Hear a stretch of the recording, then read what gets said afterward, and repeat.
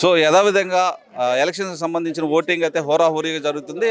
అయితే సర్వేపల్లి నియోజకవర్గానికి సంబంధించి చెవుడుగుంటకి అయితే మనం ఇచ్చేస్తున్నాం. అనేక మంది యూత్ అంతా కూడా ఇక్కడికి ఇచ్చేస్తున్నారు. ఎక్కడెక్కడి నుంచో ఇచ్చేసారనమాట ఓటింగ్. సార్ నమస్తే, ఎక్కడి నుంచి వచ్చాను?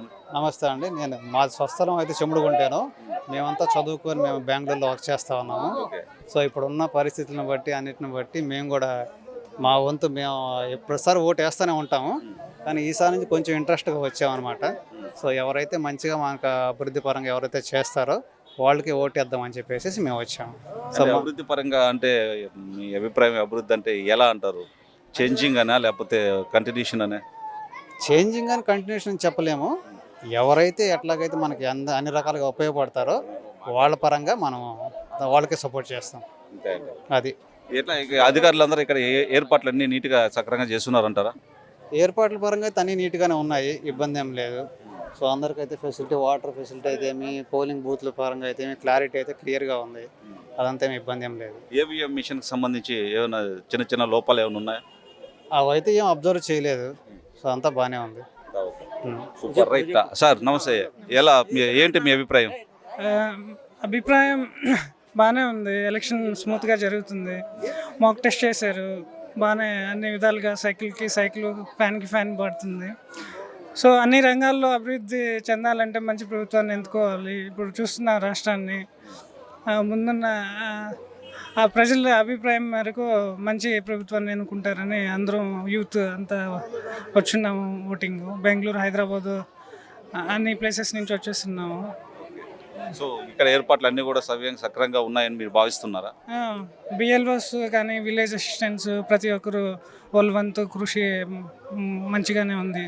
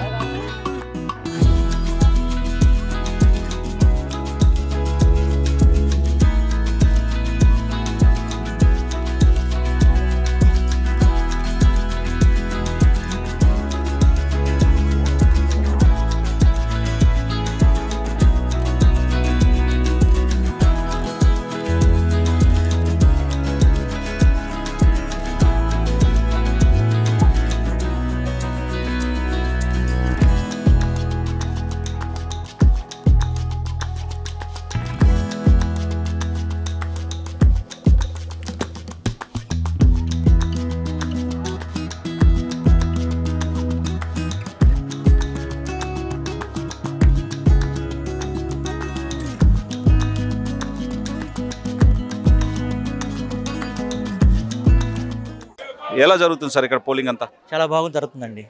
ఎలా ఏర్పాట్లు అనేది ఎలా చేస్తున్నారు అధికారులు? బాగా చేస్తున్నారు. ఏవిఎం మిషన్స్ ఏ విధంగా వర్క్ అవుతుంది? బాగా వర్క్ అవుతుందండి. అంటే టైం టు టైం ఓటింగ్ అనేది అవుతుందా, ఏదైనా లేట్ అవుతుంది? కొంచెం సెక్యూరిటీ ఒక ప్రాబ్లం ఉందండి, ఇంకేం లేదు.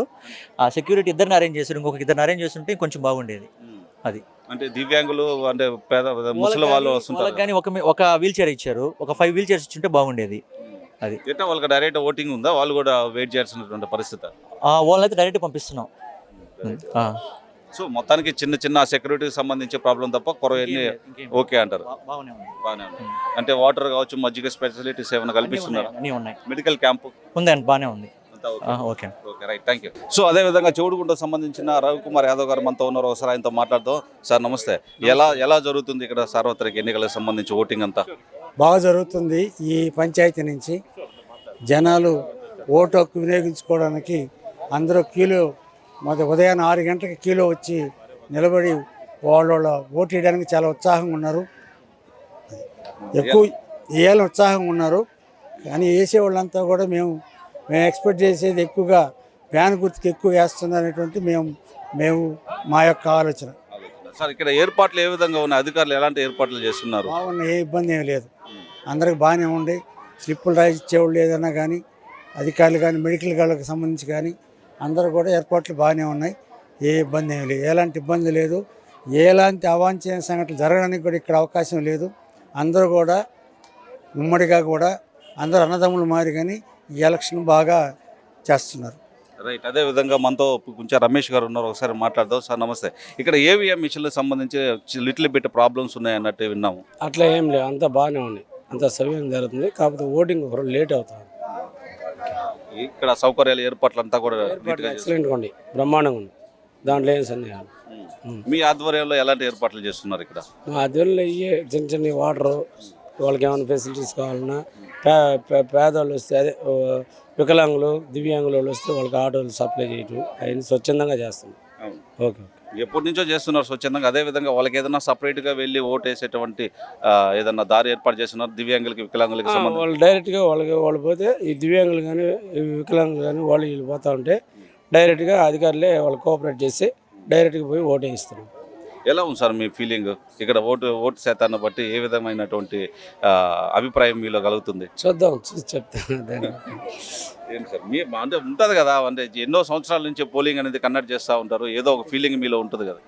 ఇక్కడ ఎక్కువ ఫ్యాన్కే జరుగుతుందని ఆలోచన. ఆలోచన. ఓకే.